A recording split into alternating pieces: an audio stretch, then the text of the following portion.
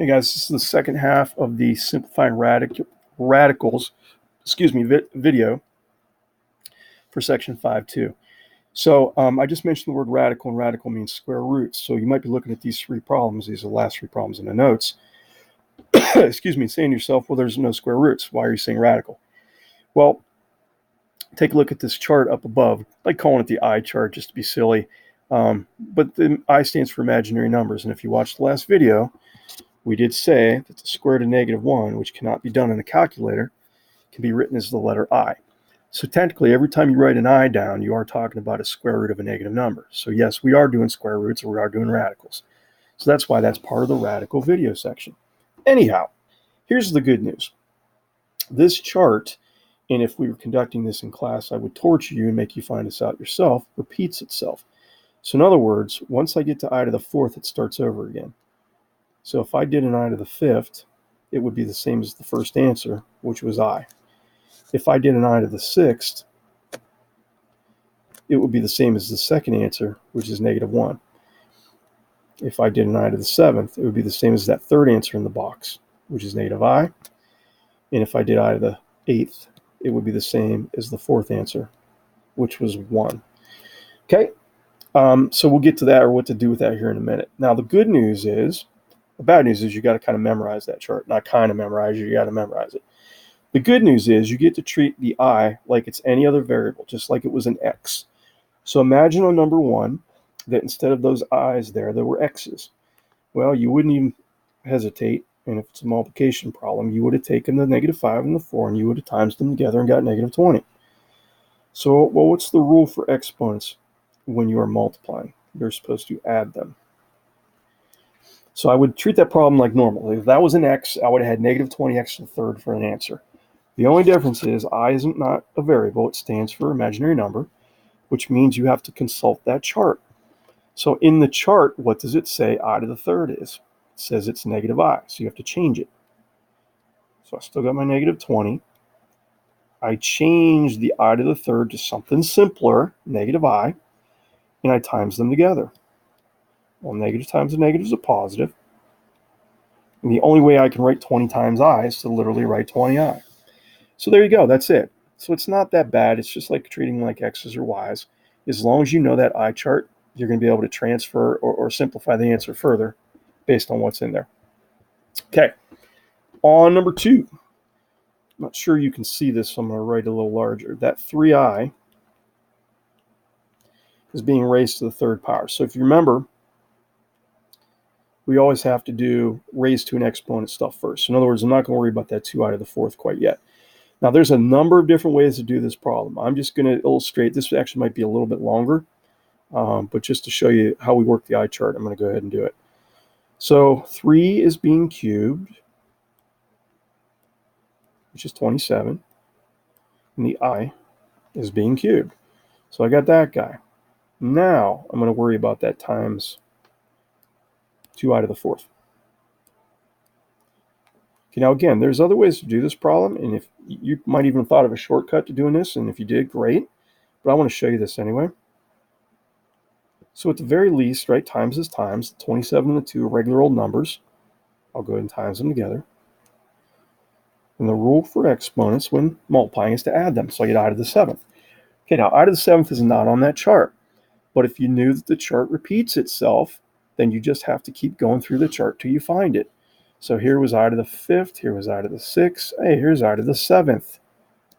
And I to the 7th, coincidentally, is also -I, just like the last problem. So I would have to keep going.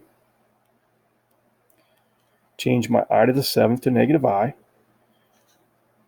And once a positive 54 times a negative something would be -54I. And that's it.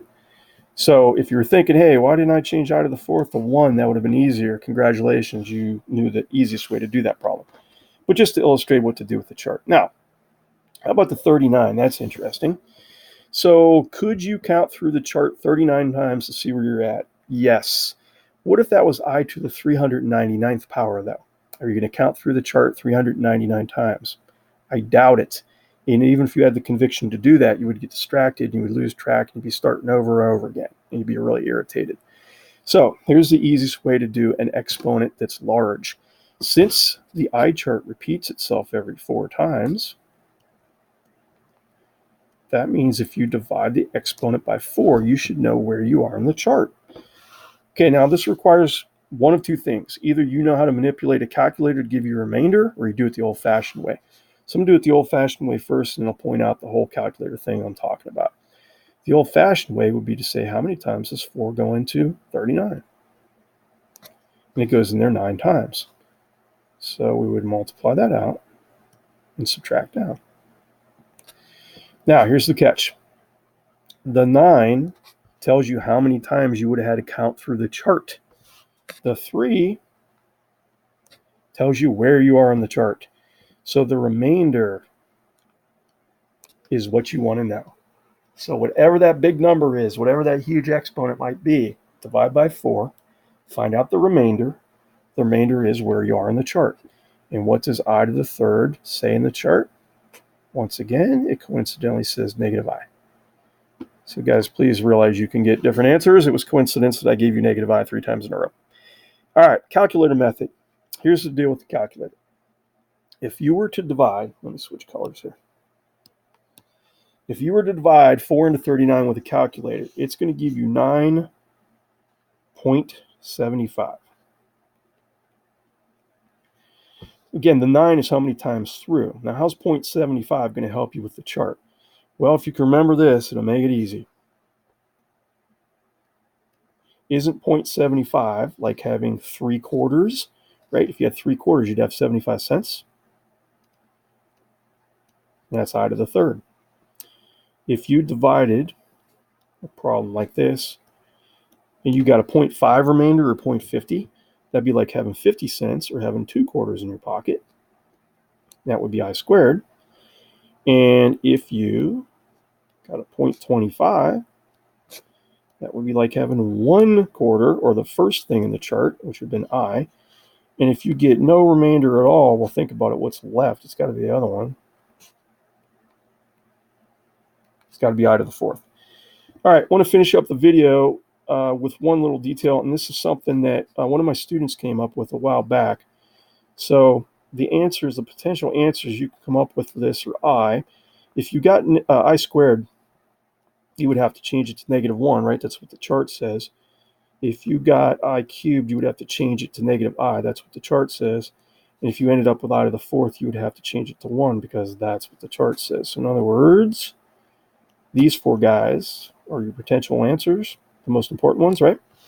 So credit to a gentleman named Tyler Conkle. So Tyler graduated in, I don't know, let's see, 2015, 2016, somewhere in there. And Tyler came up with this for an easy way to remember the chart. You just say, hey, I won. Like you're celebrating a victory. I won. And the negatives are in the middle. So one more time, see if that makes sense to you. I won.